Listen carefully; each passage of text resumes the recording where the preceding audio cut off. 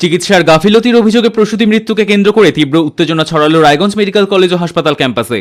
এদিন অর্থাৎ সোমবার সকাল থেকেই হাসপাতাল ক্যাম্পাসে বিক্ষোভ দেখায় রোগীর পরিবার পরিজনেরা। ঘটনার খবর যায় রায়গঞ্জ থানায়। রায়গঞ্জ থানার বিশাল পুলিশ বাহিনী এসে পরিস্থিতি নিয়ন্ত্রণে আনে। চিকিৎসার গাফিলতির অভিযোগে চিকিৎসক, নার্স ও স্বাস্থ্যকর্মীদের বিরুদ্ধে লিখিত অভিযোগ দায়ের করেছেন মৃত প্রসূতির আত্মীয়রা। মেডিকেল কলেজ সূত্রে জানা গিয়েছে, মৃত প্রসূতির নাম কৃষ্ণা সরকার, বয়স 28 বছর, বাড়ি ইটাহার থানার পূর্ব লঘুয়া গ্রামে। এদিন বিকেল 3টে নাগাদ ওই প্রসূতির মৃতদেহ পরিবারের হাতে তুলে দেয় মেডিকেল কলেজ কর্তৃপক্ষ। পরিবার সূত্রে জানা গিয়েছে, গতকাল রাত 9টা নাগাদ প্রসব যন্ত্রণা নিয়ে রায়গঞ্জ মেডিকেল কলেজ ও হাসপাতালে ভর্তি হয় সে।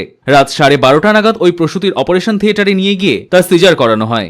সিজারের পর অপারেশন থিয়েটার থেকে গাইনি ওয়ার্ডে বেডে রাখা হয় নবজাতক কন্যা সন্তান ও প্রসূতিকে। কিছুক্ষণ পর থেকে শুরু হয় ব্যথা ও বমি। বারংবার কর্তব্যরত নার্সদের দেখার কথা বললেও তারা দেখেনি, এমনকি কোনো চিকিৎসককেও আনার প্রয়োজন বোধ করেননি।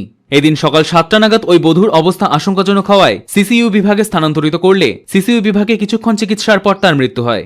বর্তমানে ওই নবজাতক কন্যা সন্তানটি রয়েছে রায়গঞ্জ মেডিকেল কলেজ ও হাসপাতালের এসএনসিইউ বিভাগে। মৃত্যুর খবর চাওয়ার হতেই বিক্ষোভে ফেটে পড়েন প্রসূতির পরিবার পরিজনেরা। সিসিইউ বিভাগে ভাঙচুরের চেষ্টা করে রোগীর পরিজনেরা। খবর যায় রায়গঞ্জ থানায়। রায়গঞ্জ থানার বিশাল পুলিশ বাহিনী এসে পরিস্থিতি সামাল দেয়। আমার নাম কৃষ্ণ বর্মন। আমার বউ কৃষ্ণা সরকার। প্রেগনেন্সি, কালকে ভর্তি করেছিলাম। 12:45 নাগাদ সিজার হয়। সিজারে মা মেয়ে দুজনেই ভালো। কিছুক্ষণ পর অসুবিধা হয়। ওদের রুমে যে 3টা সিস্টার ছিল তাদেরকে বলা হয়, বারবার অনুরোধ করা হয়, কোনো কর্ণপাত করেননি ওরা, যার জন্য আজকে এই ফল। যখন থেকে অবস্থার অবনতি, তখন লোক দেখানোর নাম করে আইসিইউতে নিয়ে গেছে, তাও স্টাফ নেই। আমাকে নিয়ে যেতে হয়েছে আইসিইউতে। নিয়ে গিয়ে ওখানেই হুঁশ নেই। ডাক্তারবাবু বলল চেষ্টা করছি, দাঁড়ান। সেই চেষ্টাটা যদি আগে থেকেই করতো, 1 ঘন্টা 2 ঘন্টা আগে থেকেই নিয়ে আইসিইউতে নিয়ে যেত, তাহলে আমার মনে হয় বেঁচে যেত। এই ফুলের মতো সুন্দর জীবনটা যেত না। বাচ্চা হওয়ার পর মা বাচ্চা দুজনেই ভালো ছিল। আমরা রাত্রে কথা বলে রাত 3টার দিকে নিচে নেমেছি।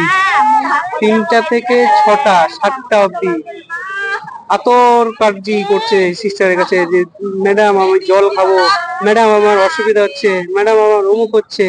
সিস্টার কোনো কর্ণপাত করেনি। সিস্টার ওদের মতো করেই মোবাইল দেখেই যাচ্ছে। আমাকে জানাচ্ছে ফিমেল ওয়ার্ডে তো আর মেল যেতে পারবে না, আর 7টার আগে তো আমাকে যেতে দিবে না। 7টার সময় গিয়ে দেখি তড়িঘড়ি আইসিইউতে নিয়ে যাওয়ার জন্য ওরা রেডি। আমাকেও কিছু বললো না, বললো চলেন আইসিইউতে যেতে হবে, পেশেন্টের অবস্থা খুব খারাপ। আইসিইউতে গিয়ে দেখলাম অজ্ঞান হয়ে গেছে। ডাক্তারবাবু বললো বাইরে দাঁড়ান, চেষ্টা করছি, জানাচ্ছি। দেখতেই পাচ্ছেন আমার ধারণা কি, শুনতেই পেলেন। সেই চেষ্টাটা যদি 2 ঘন্টা আগে করতো, যে চেষ্টাটা পরে করেছে, এটা লোক দেখানোর নাম করে পরে করেছে, যখন দেখতে পাচ্ছি যে পেশেন্টের অবস্থা খুব অবনতি, নিয়ে যেতেই হবে।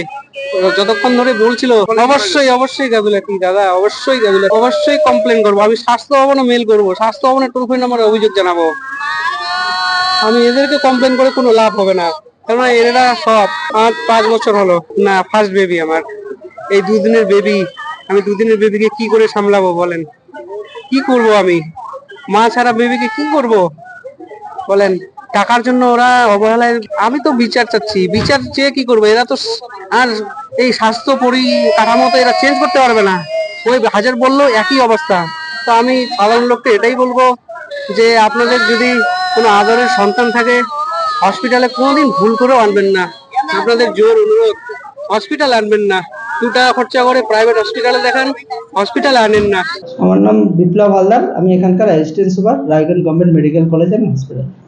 সকালবেলা আমি খবরটা পেয়েছিলাম, ওরা ব্লাডের একটা কি প্রবলেম ছিল, ব্লাড দেওয়া হয়েছিল। ওরা ইচ্ছা করে কমপ্লেনগুলো করেছে। পেশেন্টের নাম হচ্ছে কৃষ্ণা সরকার। আমরা তদন্ত করে দেখছি কী জন্যে মারা গেছে। বাড়ি ইটার আছে, পুরো বিষয়টা আমরা তদন্ত করে দেখছি। না, নার্সরা চিকিৎসা করে না, চিকিৎসা করে ডক্টররা। আমরা তবুও খতিয়ে দেখছি কার ভুল কার ঠিক, আমরা খতিয়ে দেখছি।